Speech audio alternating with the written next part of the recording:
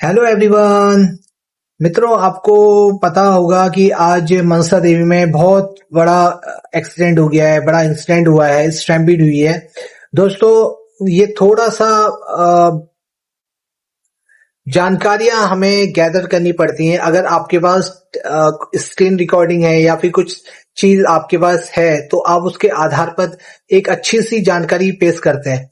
हम on the spot जानकारियां gather करते हैं, उसके आधार पे हम आपको फिर वीडियो बना के देते हैं। तो थोड़ा सा वीडियो आपको लगेगा कि ये थोड़ा सा वीडियो डेडिकेशन के साथ नहीं बना है, तो फिर भी आप ये अपना पूरा सपोर्ट दें और आप ये पूरी।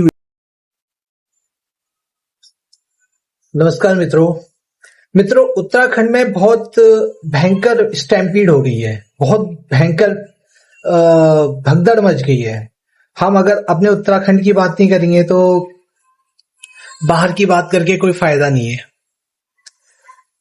तो मित्रों, आपको पता ही होगा कि मनसा देवी में स्टैम्पीड हुई है।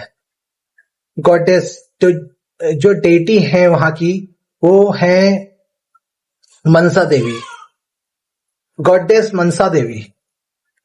और रिलीजियस सिग्निफिकेंट की बात करें तो ये हमारे 51 शक्तिपीठों में आता है। पीक सीजन क्या है, यहाँ पे श्रद्धालु किस सीजन में आते हैं, तो ये जुलाई अगस्त सितंबर के आसपास, यहाँ पे जुलाई अगस्त के आसपास काफी भीड़ होती है। लोग दर्शन के लिए आते हैं और आजकल तो सावन का महीना है तो लोग दर्शन के लिए आ रखे हैं। अब स्टैम्पीड हुई कैसे?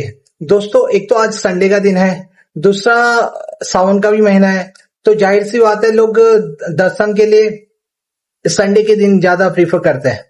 थाउजेंड्स ऑफ पिलग्रिम और मनसा देवी पहुंच गए आज संडे के दिन। थाउजेंड्स ऑफ पिलग्रिम सुबह से ही वहां पे लाइन लगाने लग गया ताकि वहां से दर्शन करके, मनसा देवी के दर्शन करके जल्द से जल्द वहां से निकल सके। और आपने देखा ही होगा कि मनसा देवी के लिए दो मेजर दो मुख्य मार्ग हैं। एक तो स्टीप स्टेयरवे है, आप ये तस्वीर में देख सकते हैं कि स्टीप स्टेयरवे है, और दूसरा रास्ता रोपवे से है। तो यहाँ पे जो रास्ता श्रद्धालु कैरी कर रहे थे, मतलब जिस रास्ते से वो जा रहे थे, वो था स्टीप स्टेयरवे। ये स्टीप स्टेयरवे जो तस्वीर में देख रहे हैं आप, ये इस रास्ते से जो श्रद्धालु जा रहे थे, यहीं पे स्टैम्पीड हुई है। तो स्टैम्पीड 8 से 9 बजे के बीच में एक अफवाह फैली थी कि ऊपर से एक मेटल पोल नीचे गिरता हुआ आ रहा है रेलिंग से, जो एक स्टीप स्टेयरवे में ऊपर से मेटल पोल, इलेक्ट्रिक पोल गिरता हुआ नीचे आ रहा है।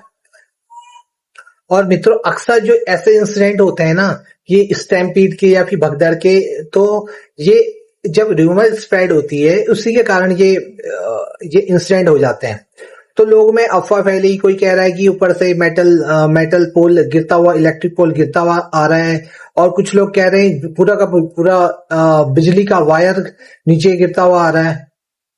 तो मित्रों, सोच के देखिए, अगर रूमर फैल जाती है, कि किसी प्रकार की भी रूमर फैलती है, अगर आप सीढ़ी में खड़े हैं, कोई भी सीढ़ी में खड़ा है और वो ऊपर जाने की वेट कर रहा है, ऊपर उसका नंबर आएगा, फिर उसके धीरे धीरे धीरे करके वो कछुए की चाल में ऊपर जा रहे हैं, और उसके बाद वो देवी का दर्शन करके वापस लौटेंगे करके, इस सोच के साथ वो आगे बढ़ रहे होते हैं। तभी उसी वक्त रूमर फैल जाती है कि इलेक्ट्रिक पोल नीचे गिरता हुआ आ रहा है। और जब ये र्यूमर फैली तो पूरा का पूरा क्राउड जो था पैनिक में आ गया, अनसिक्योर हो गया, मतलब क्राउड जो खतरे में आ गया, पूरा को पूरा क्राउड। और जब क्राउड खतरे में आया तो उसके बाद फिर ये भगदड़ हुई। लेकिन अथॉरिटीज ने कंफर्म किया है वहां पे आसपास ना तो कोई पोल है, ना बिजली की कोई फॉल्ट लाइन है, तो जिससे ये एक्सीडेंट या इंसिडेंट हो सकता था। तो अथॉरिटीज ने ये कंफर्म कर दिया है। दोस्तों, वैसे ये बात कहनी तो नहीं चाहिए, लेकिन एडमिनिस्ट्रेशन को अगर ये पीक सीजन है, पीक सीजन में थोड़ी व्यवस्था तो बनानी चाहिए ये ऐसा मेरी ओर से नहीं है, ये मैंने इस बारे में न्यूज चैनल की ओर से मैंने इसका टैगलाइन सुनी थी, तो मैं ये बता रहा हूँ कि ऑथोरिटीज या फिर एडमिनिस्ट्रेशन को ये पीक सीजन में कम से कम अलर्ट तो रहना चाहिए। जो और मोस्टली दोस्तों एडमिनिस्ट्रेशन की तो बात होगी, एडमिनिस्ट्रेशन को तो ये तो करना ही चाहिए था, लेकिन जब भी ऐसी स्थिति पनपती है या फिर ऐसी स्थिति आ जाती है, तो फिर मोस्टली क्या होते हैं, जो सफर होते हैं उसपे एडल्टरी पीपल होते हैं और महिलाएं ज्यादा सफर करती हैं। तो फिर एडमिनिस्ट्रेशन को ये ध्यान देना चाहिए, क्योंकि ये ऐसी चीज है कि हर एक दूसरे महीने में सामने आती रहती है। तो ऐसी स्थिति में अलर्ट हो जाना चाहिए ताकि ऐसे इंसिडेंट ना आए। ये सरकार की गंभीरता पर सवाल उठाता है। और वैसे अब घायलों और कैजुअलिटीज की बात करते हैं, तो अभी तक जो कैजुअलिटीज सामने आई हैं, कई रिपोर्ट्स में तो 6 कैजुअलिटीज बता रहे हैं और दूसरी कई रिपोर्ट में 8 कैजुअलिटीज हैं, और जो क्रिटिकल कंडीशन में है उनको एम्स रेफर किया गया है, और 20 से 30 से 35 लोग क्रिटिकल कंडीशन में है। दोस्तों जैसा मैं कह रहा हूं कि एक टैगलाइन सिर्फ टैगलाइन नहीं है, ये बहुत जरूरी बात है। अब क्वेश्चन उठता है कि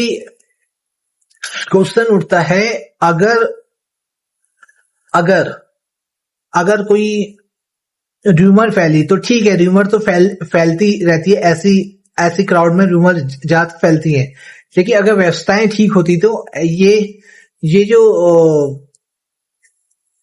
जो स्टैम्पीड हुई है, जो भगदड़ हुई है, इसको कंट्रोल किया जा सकता था। लेकिन व्यवस्थाएं की कमी जिस तरह आता है। अब लास्ट में जो बात करता हूं, मैं हमेशा बात करता हूं अपनी भविष्यवाणी की। हालांकि मैंने आज बिल्कुल भविष्यवाणी के प्रति मैं अलर्ट नहीं था, लेकिन कुछ भविष्यवाणी मैंने इसके प्रति करी है। शायद मुझे ऐसा लगता है, क्योंकि जो एरिया मुझे दिख रहा था, तो हम मिलीजुली प्रतिक्रिया देके भविष्यवाणी करते हैं। कई बार ऐसा होता है, मिलीजुली प्रतिक्रिया होती है, और कई बार एग्जैक्ट एरिया हमें दिखाई देता है। मतलब जो भविष्यवक्ता होते हैं या फिर जो साइकिक एस्ट्रोलॉजर होते हैं, उनके लिए मैं कह रहा हूं, अगर हर किसी के साथ ऐसा होता है तो मैंने देखा था हरिद्वार का एरिया था। हालांकि थोड़ा सा हरिद्वार का एरिया था, वहां से गंगा नदी जा रही थी, और उसके बाद लोगों को दिखाया गया था कि वो पलायन कर रहे थे, और वहीं पे कुछ वो जो चाइना था, चाइना बम गिरा देता है। वो जो इलेक्ट्रिक पोल की बात की जा रही है ना, तो इलेक्ट्रिक पोल उस तरीके से उसी शेप में था। मतलब आप अगर इसको, ये मैं सिर्फ भविष्यवाणी की बात कर रहा हूँ, मैं कोई रूमर नहीं स्प्रेड कर रहा हूँ। इसलिए मैं कह रहा हूँ कि मैंने बकायदा एक पोस्ट डाली थी कि मैंने कहा था कि चाइना बम गिरा सकता है, और मुझे बम के रूप में एक तगड़ा बम दिखा था, एक पोल के रूप में दिखा था। हालांकि कई बार चीजें क्या होती हैं कि मिलीजुली प्रतिक्रिया देती हैं, जैसे नदी का किनारा हो गया, लोग दिख रहे हैं, लोग वहां से पलायन कर रहे हैं। पलायन का मतलब भी कई बार कई स्थितियों में ये होता है कि मिलीजुली प्रतिक्रिया, मतलब उससे उसका मीनिंग वो निकल के आता है। जैसे लोग का पलायन कर दिया, लोग भागदड़ जा रहे हैं वहां से, तो एक प्रकार से वो पलायन का मतलब, मेरा कहने का मतलब था कि वहां से हो सकता है वो भगदड़। हालांकि मैं इसको कंफर्म नहीं करूंगा अगली ये छोटी सी बात है कि अब फिलहाल हम भविष्यवाणी के मोहताज नहीं रह गए हैं। ये थोड़ा सा गलत लाइन है, लेकिन फिर भी क्योंकि मैंने इतनी भविष्यवाणी कर दी है कि हम क्योंकि भविष्यवाणी के मोहताज नहीं रह गए, क्योंकि कई हफ्ते में 2-3 भविष्यवाणी तो मैं कर ही देता हूँ, और उससे जुड़ी भी कुछ ना कुछ आई जाती है।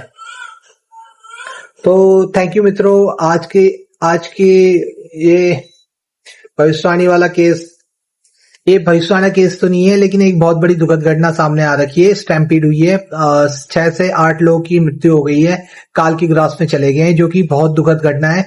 हमारे उत्तराखंड होने के नाते हमको ये चीज समझना चाहिए था कि हम लोग को ये चीज कि इस न्यूज पे अपनी प्रतिक्रिया दें। इसलिए मैंने अपनी प्रतिक्रिया दी और भविष्यवाणी से इंटररिलेट करके ये जताने की कोशिश की कि हो सकता है कि मेरी भविष्यवाणी इसके प्रति की गई है, इसके बिहाफ में की गई है। और जो मैंने भविष्यवाणी चाइना क्योंकि होता है कि मेरे को भविष्यवाणी गेम के रूप में दिखती है, एक ऐसा गेम होता है जिसमें सारी चीजें इंक्लूड होती हैं अगले दिन की। चलो इस पे बात नहीं करते हैं अभी, नेक्स्ट भविष्यवाणी के बारे में बातचीत करनी है तो मैं नेक्स्ट वीडियो पे आपसे मिलता हूँ।